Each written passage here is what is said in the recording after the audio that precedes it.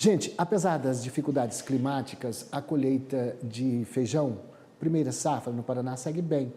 No início do plantio, a cultura enfrentou chuvas intensas, nós mostramos aqui efeitos, do El Niño, o que acabou reduzindo um pouco a produtividade em 20%. Para comentar sobre o feijão nosso de cada dia, nós vamos conversar agora com o Ronei Smolarek, engenheiro agrônomo da Loc Solution. Obrigado por ter aceito o nosso convite, Ronei. Está aqui com a gente. Pois é, essa notícia nos animou bastante porque a gente viu o sul debaixo d'água nesses tempos, nesse segundo semestre, por causa do El Niño. Mas a colheita do feijão conseguiu vencer essas dificuldades climáticas? Então, primeiramente, bom dia, boa tarde, Valteno? O que você comentou foi muito interessante. No Paraná, principalmente, a gente teve essa situação do El Niño, que prejudicou a fase de maturação, enchimento de grãos, do feijão, principalmente.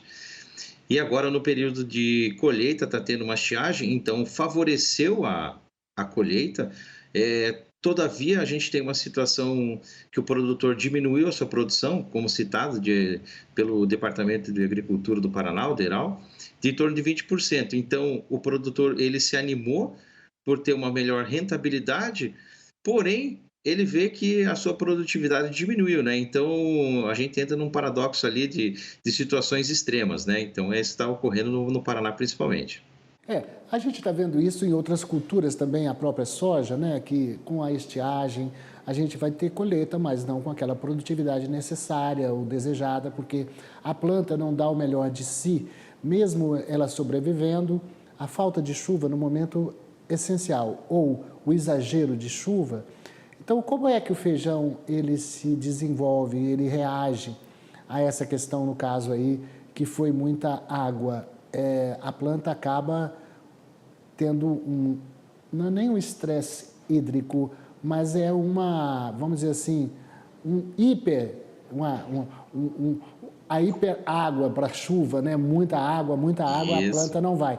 Então você que é um especialista pode me falar melhor. Basicamente a planta, principalmente do feijão, ela tem um crescimento determinado. O que seria isso?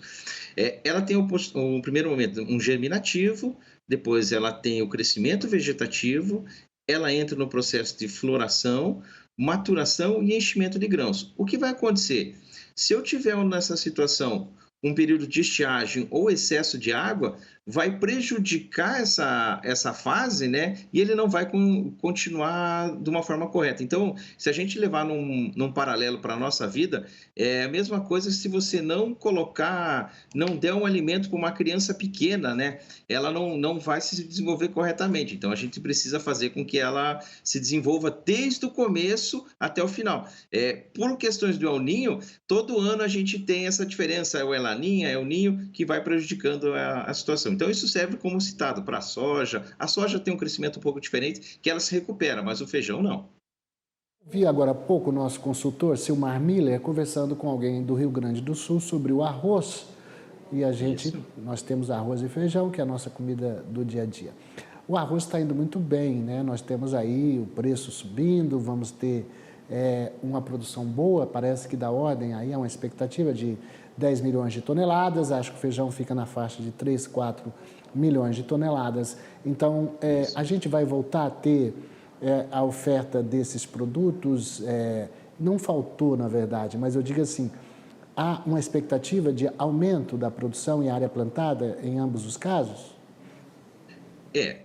O produtor hoje, ele faz a seguinte conta, Ele tem um ano de safra boa, ele diminui. Se tem um ano de safra ruim, como está acontecendo agora, há uma tendência de potencializar uma área maior, Todavia, tem que ser avaliado principalmente essa questão do clima, porque senão não vai ter uma produtividade muito boa e os custos de implementação da cultura estão mais altos, A gente tem algumas questões aí de entrada de feijão de outros países que podem dar um equilíbrio na oferta do produto, porém acaba baixando a produtividade e a rentabilidade do produtor, Então, o produtor hoje ele está satisfeito que aumentou o valor da saca, mas ele tem uma produção menor no seu cultivo, né? E uma coisa que foi citada também, hoje a gente tem uma relação da umidade, né? Como está um período mais seco, o produtor está colhendo com uma melhor qualidade, então aquele desconto que tem do excesso de umidade do grão, principalmente,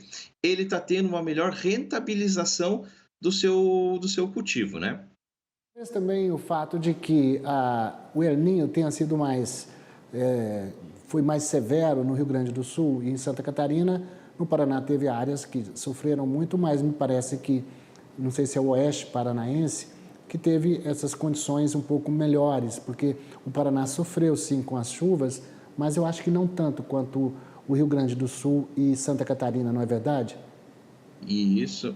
Hoje o El Niño ele tem essa situação de, principalmente nas regiões sul, né, um excesso hídrico, né, que se não for na fase correta da cultura, ele vai prejudicar o seu desenvolvimento, né. O feijão também hoje, a nível Brasil, ele tem uma situação que ele está sendo irrigado, então facilita essa situação de receber a quantidade de água no momento certo, né. Então hoje no Paraná praticamente se concentra na região dos Campos Gerais, Irati, Pato Branco, que tem essa tendência e o pessoal já é acostumado, né. Porém, com a mudança de Laninha e El Ninho, tem que sempre estar se cuidando um pouco para não ter prejuízo, né. Como é que está o calendário, então? A gente está falando da colheita, ela termina quando e como é que estão os preços aí? Eu não sei se você tem informação sobre isso.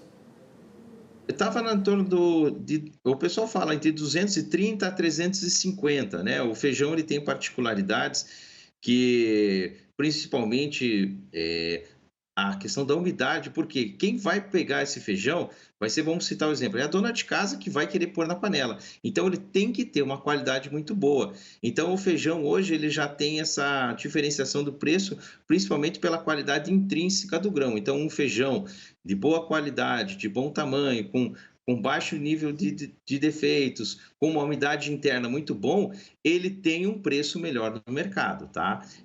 Hoje está em torno de 35 a 40% a colheita no Paraná, né? A gente ainda tem mais um período e, paralelamente, o produtor ele está segurando até um pouco essa colheita, porque ele já quer colher esse material e entrar com a próxima safra que seria de soja, né? Então já otimizar a sua lavoura. Porém, como a gente está no período de estiagem, não tem uma umidade no solo para realizar o plantio da soja. Então ele tá trabalhando naquela faixa intermediária, né? É interessante a gente que tem um país do tamanho do Brasil ver quais são as diferenças de cultivo, de rotatividade. No sul, tira o feijão e coloca a soja, e aqui no centro-oeste a gente tira a soja e coloca o milho. Olha só, Ronei Smolarek, engenheiro agrônomo da Loc Solution, muito obrigado pela sua participação aqui no AgroTarde. Aliás, no AgroTarde não, no Agro Meio Dia. AgroTarde é outro programa que eu faço logo mais.